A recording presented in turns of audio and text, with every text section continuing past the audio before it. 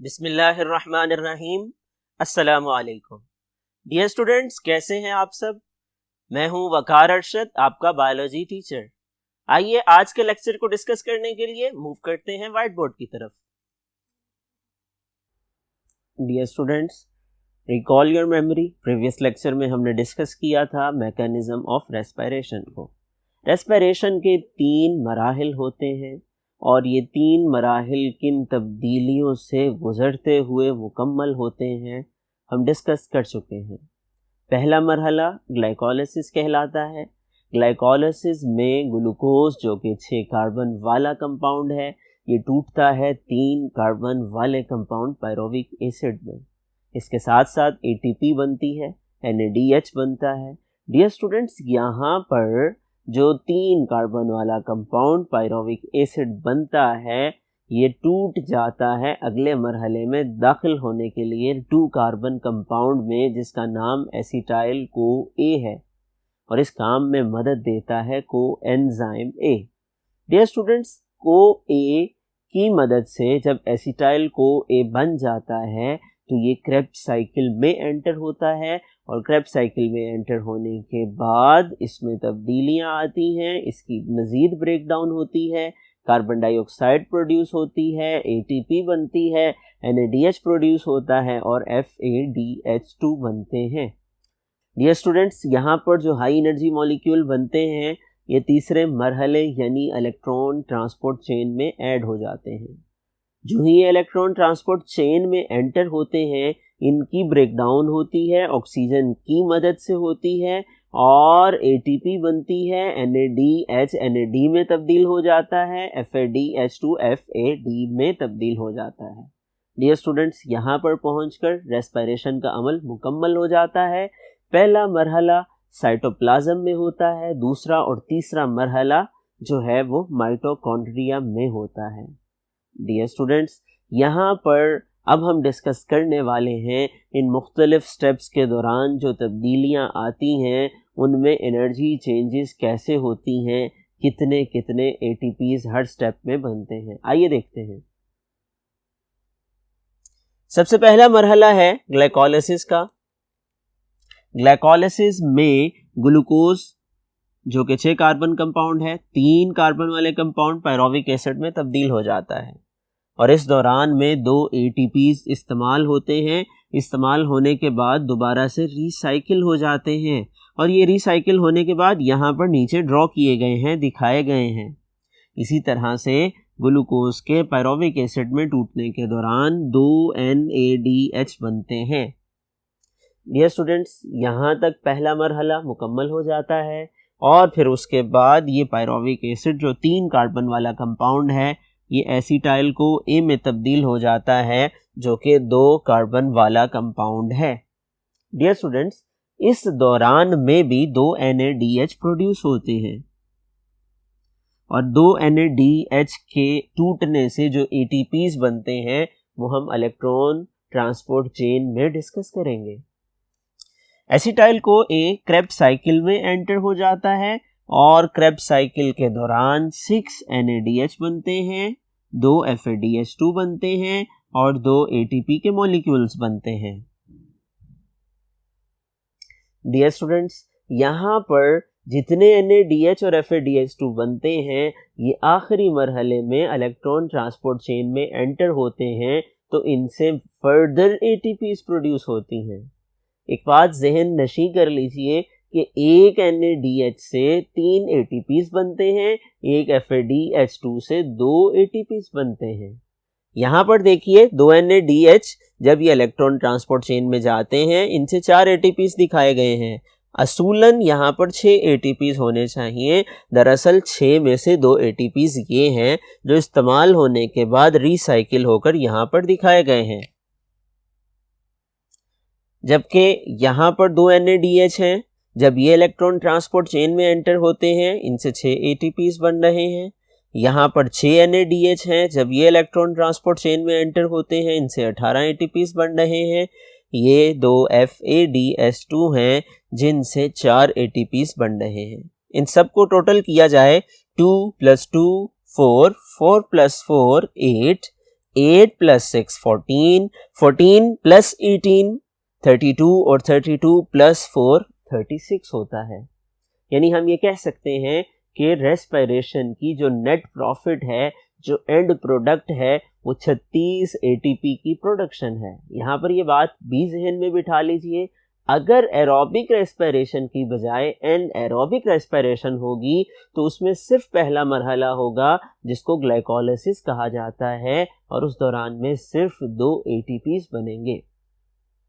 Further detail کے بارے میں ڈسکشن کرنے کے لیے, ریسپائریشن کی دونوں اقسام میں فرق کو واضح کرنے کے لیے, اور ریسپائریشن اور فوٹوسنتھیسس میں فرق کو سمجھنے کے لیے آئیے موو کرتے ہیں نیکسٹ وائٹ بورڈ کی طرف. ڈیئر اسٹوڈینٹس, انرجی بجٹ کے حوالے سے ذہن میں رکھیے یہ لانگ کویسچن بورڈ ایگزامینیشن میں پوچھا جا چکا ہے. دکھنے میں یہ مختصر سا سوال دکھائی دیتا ہے, لیکن یہ لانگ کویسچن کی فارم میں آ چکا ہے. اٹ مینس کہ یہ لانگ کے طور پہ بھی آپ نے لازمی تیار کرنا ہے. اور شارٹ کویسچن 20 میں سے پوچھا جا سکتا ہے. انرجی بجٹ کے بارے میں بتائیے, ڈائیگرام کو ڈرا کیجئے, ایک NADH سے کتنے ATPs بنتے ہیں, ایک FADH2 سے کتنے ATPs بنتے ہیں, ایروبک ریسپائریشن میں کتنے ATP بنتے ہیں, این ایروبک ریسپائریشن میں کتنے ATP بنتے ہیں. یہ مختلف سوالات ہیں جو آپ سے پوچھے جا سکتے ہیں. اس کے بعد جو اگلا سوال ہے وہ یہ ہے کہ فوٹوسنتھیسس اور ریسپائریشن میں فرق بیان کیجئے. یہ بھی ایک اہم سوال ہے, شارٹ کے پوائنٹ آف ویو سے بھی, لانگ کے پوائنٹ آف ویو سے بھی, اور MCQs کے حوالے سے بھی اس میں سے سوالات پوچھے جا سکتے ہیں. آئیے دیکھتے ہیں فوٹوسنتھیسس میں اور ریسپائریشن میں کیا ڈفرینس ہے. پہلا فرق میٹابولزم کا ہے. ڈیئر اسٹوڈنٹس, اگر بات کی جائے فوٹوسنتھیسس کی تو اس میں چھوٹے مولیکیول کاربن ڈائی آکسائڈ اور واٹر یہ مل کے ایک بڑا مولیکیول گلوکوز بناتے ہیں. یہ انابولزم کی ایگزامپل ہے. جبکہ ریسپائریشن کی بات کی جائے یہ فوٹوسنتھیسس کے بالکل اپوزٹ ہے. اس میں گلوکوز جو کہ بڑا مولیکیول ہے یہ ٹوٹتا ہے 2 چھوٹے مولیکیولز میں, تو اس کو ہم کیٹابولزم کا نام دیتے ہیں. دوسرا فرق energy investment. Dear students, photosynthesis کی بات کی جائے تو فوٹوسنتھیسس میں لائٹ انرجی, روشنی کی انرجی, بانڈ انرجی میں گلوکوز کے کاربن ہائیڈروجن بانڈز کی فارم میں تبدیل ہوتی ہے پودے کے اندر. جبکہ ریسپائریشن کی بات کی جائے تو یہ بانڈ انرجی تبدیل ہو جاتی ہے ATP کی کیمیکل انرجی میں. تیسرا فرق آرگنزمز. کن آرگنزمز میں یہ عمل ہوتے ہیں تو فوٹوسنتھیسس کی بات کی جائے یہ کچھ بیکٹیریا میں, الجی میں اور تمام پلانٹس میں واقع ہوتی ہے. جبکہ ریسپائریشن کی بات کی جائے ریسپائریشن کا عمل تمام جانداروں میں واقع ہوتا ہے. چوتھا فرق اکرنس. ڈیئر اسٹوڈنٹس, یہ کس آرگنیلی میں ہوتے ہیں؟ یہ آرگنیلی فوٹوسنتھیسس کی بات کی جائے تو کلوروپلاسٹ ہیں, اور اگر ریسپائریشن کی بات کی جائے تو یہ سائٹوپلازم ہے اور مائٹوکونڈریا ہے. اور آخری فرق کیا ہے آئیے دیکھتے ہیں. ٹائم, یعنی فوٹوسنتھیسس کب ہوتی ہے اور ریسپائریشن کب ہوتی ہے. تو ہمیں پتہ ہے فوٹوسنتھیسس ڈے لائٹ میں, دن کی روشنی میں ہوتی ہے, جبکہ ریسپائریشن کا عمل 24 آورز چلتا رہتا ہے. ڈیئر اسٹوڈنٹس, کوئی 2 سے 3 فرق شارٹ کویسچن کی فارم میں پوچھے جا سکتے ہیں, اور یہ فل فلیج لانگ کویسچن بھی پوچھا جا سکتا ہے. آئیے دیکھتے ہیں فردر کویسچن کو جو کہ ریلیٹڈ ہے ایروبک اور این ایروبک ریسپائریشن میں فرق سے. Dear students, the next question is about difference between aerobic and anaerobic respiration. Recall your memory. ذہن کی یادداشتوں کو تازہ کر لیجئے. ہم نے ڈسکس کیا تھا ریسپائریشن کی 2 قسمیں ہیں, ایروبک ہے اور این ایروبک ہے. ایروبک ریسپائریشن کی وہ قسم ہے کہ جس میں آکسیجن موجود ہوتی ہے, جبکہ این ایروبک ریسپائریشن کی بات کی جائے تو یہ ریسپائریشن کی وہ قسم ہے جو آکسیجن کی غیر موجودگی میں ہوتی ہے. آئیے دیکھتے ہیں ان میں کیا فرق ہیں جو ان کو ایک دوسرے سے جدا کرتے ہیں. نمبر 1, آکسیجن کی presence. Dear students, aerobic respiration oxygen کی موجودگی میں ہوتی ہے تو ہم یہ کہہ سکتے ہیں یس آکسیجن از پریزنٹ, اور این ایروبک ریسپائریشن آکسیجن کی غیر موجودگی میں ہوتی ہے تو ہم یہ کہہ سکتے ہیں آکسیجن از ناٹ پریزنٹ. دوسرا فرق net A T P. Aerobic respiration کی بات کی جائے تو ایروبک ریسپیریشن میں چونکہ تینوں مراحل مکمل ہوتے ہیں، گلائکولیسس کے بعد، کریبس سائیکل کے بعد الیکٹران ٹرانسپورٹ چین بھی ہوتی ہے، تو یہاں 36 اے ٹی پی بنتے ہیں، جبکہ این ایروبک ریسپیریشن میں جہاں ایک ہی سٹیپ ہوتا ہے وہاں پہ صرف 2 اے ٹی پی بنتے ہیں. تیسرا فرق فائنل پروڈکٹس کا ہے. ایروبک ریسپیریشن کی بات کی جائے تو ایروبک ریسپیریشن میں چونکہ گلوکوز کی کمپلیٹ آکسیڈیشن ہوتی ہے، کاربن ڈائی آکسائڈ اور واٹر پروڈیوس ہوتے ہیں، جبکہ اس کے برعکس این ایروبک ریسپیریشن میں چونکہ گلوکوز نامکمل ٹوٹتا ہے، انکمپلیٹ آکسیڈیشن ریڈکشن ہوتی ہے، اس لیے یہاں پر لیکٹک ایسڈ بنتا ہے یا ایتھنول بنتا ہے اور کاربن ڈائی آکسائڈ پروڈیوس ہوتی ہے. چوتھا فرق اکرنس کا ہے. ڈیئر اسٹوڈنٹس، یہاں پر دیکھیے ایروبک ریسپیریشن میں گلائکولیسس پہلا مرحلہ ہے جو سائٹوپلازم میں ہوتا ہے، کریبس سائیکل اور الیکٹران ٹرانسپورٹ چین دوسرا اور تیسرا مرحلہ ہے جو کہ مائٹوکونڈریا میں ہوتا ہے. لیکن اگر ہم بات کریں این ایروبک ریسپیریشن کی تو یہ چونکہ ایک ہی مرحلے پر مشتمل ہے اور وہ پہلا مرحلہ ہے وہ سائٹوپلازم میں ہوتا ہے. آخری اس کا فرق کیا ہے وہ ہے importance. Dear students, aerobic respiration کی بات کی جائے تو aerobic respiration is major energy source for all organisms. تمام جانداروں کے لیے انرجی کا بنیادی ذریعہ ایروبک ریسپیریشن ہے. لیکن این ایروبک ریسپیریشن کی بات کی جائے تو یہ انرجی سورس ہے این ایروبس کے لیے بھی، یعنی وہ جاندار جو آکسیجن کی غیر موجودگی میں ریسپیریشن کرتے ہیں. اسی طرح سے ایروبک آرگینزمس کے لیے بھی ان لیس آکسیجن، جب ہم ایکسرسائز کرتے ہیں، سخت محنت اور مشقت والا کام کرتے ہیں تو ہمارے جسم کو انرجی کی زیادہ ضرورت ہوتی ہے. آکسیجن کی اویلیبلٹی اس وقت موقع پر کم ہوتی ہے تو ہمارا جسم این ایروبک ریسپیریشن کا سہارا لیتا ہے اور انرجی کی ضروریات کو پورا کرتا ہے. وہاں پر اس وقت میں anaerobic respiration energy source کا کام کرتی ہے.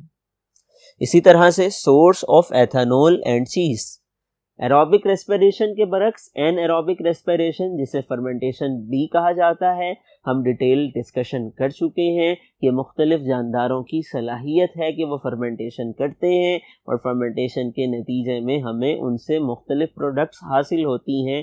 یہاں پر 2 مثالوں کا تذکرہ ہے، ایک ایتھنول ہے اور دوسرا چیز ہے، پنیر ہے. دودھ سے پنیر بننے کا عمل، دودھ سے دہی بننے کا عمل، آٹے کے خمیر ہونے کا عمل، ان تمام عملوں کے دوران میں فرمنٹیشن ہوتی ہے، این ایروبک ریسپیریشن ہوتی ہے. ڈیئر اسٹوڈنٹس، یہ دونوں ٹاپک بہت زیادہ اہم ہیں ایگزامینیشن پوائنٹ آف ویو سے، شارٹ اینڈ لانگ کے حوالے سے اور ایم سی کیو کے حوالے سے. آپ نے ان تمام سوالات کو ذہن نشیں کر لینا ہے، اچھی طرح سے تیار کر لینا ہے، اور ان تمام سوالات سے یقیناً آپ کے علم میں اضافہ ہوا ہوگا. یہ جو انرجی بجٹ سے ریلیٹڈ کویسچن ہے اور difference between respiration and photosynthesis سے ریلیٹڈ کویسچن ہے، اس کے ساتھ ساتھ ایروبک اور این ایروبک ریسپیریشن میں ڈفرینس سے متعلق کویسچن ہے. یہ تمام سوالات نہایت آسان ہیں، اہم ہونے کے ساتھ ساتھ ان کو یاد کرنا بھی آسان ہے. ڈیئر اسٹوڈنٹس، یہ تمام سوالات آپ نے پوائنٹس کی صورت میں لکھنے ہیں اور مارکر کے ساتھ ہیڈنگ دے کر کے لکھنے ہیں. اگر آپ کو انرجی بجٹ کا سوال پوچھا جاتا ہے، آپ نے پراپر ڈائیگرام بھی بنانی ہے. اگر آپ کو ڈفرینشیٹ والا کویسچن پوچھا جاتا ہے، آپ نے سب سے پہلا کام کویسچن کی ہیڈنگ دینی ہے، اس کا نمبر مینشن کرنا ہے، اس کے بعد درمیان میں ایک لائن لگانی ہے، دونوں طرف ایک ہیڈنگ دینی ہے، اس طرف ایک پروسیس، دوسری طرف دوسرا پروسیس، اور پھر جو ڈفرینسز ہیں ہر ڈفرینس کو پوائنٹ کی فارم میں ہیڈنگ دے کر آپ نے الگ الگ مینشن کرنا ہے. اگر آپ اس طریقے کو فالو کریں گے تو یقیناً نمبر حاصل کرنے میں کوئی کمی نہیں رہے گی اور آپ زیادہ بہتر انداز میں شیورٹی کے ساتھ اس بات کا اطمینان کر سکتے ہیں کہ آپ کا یاد کیا گیا سوال، آپ کا لکھا گیا سوال آپ کے لیے پورے نمبروں کا باعث بنے گا. ڈیئر اسٹوڈنٹس، اب تک کے لیے اتنا ہی ہے. اگلے لیکچر میں ہم نئے موضوعات کے ساتھ دوبارہ ملیں گے۔ مجھے یقین ہے آپ نے ان تمام موضوعات کو سمجھ لیا ہے۔ سمجھنے کے بعد آپ نے ان کو یاد بھی کر لینا ہے، اور یاد کرنے کا سب سے بہتر طریقہ یہی ہوتا ہے کہ آپ اس کو نوٹ ڈاؤن کر لیا کریں۔ مجھے امید ہے کہ آپ ٹیچر کی انسٹرکشنز کو فالو کریں گے، اور یقینی طور پر اگر آپ یہ کام کرتے ہیں، امتحانات میں کامیابی آپ کا مقدر بنے گی۔ اگلے لیکچر تک کے لیے اپنا خیال رکھیے گا، اپنے ٹیچر کو اجازت دیجیے۔ اللہ حافظ۔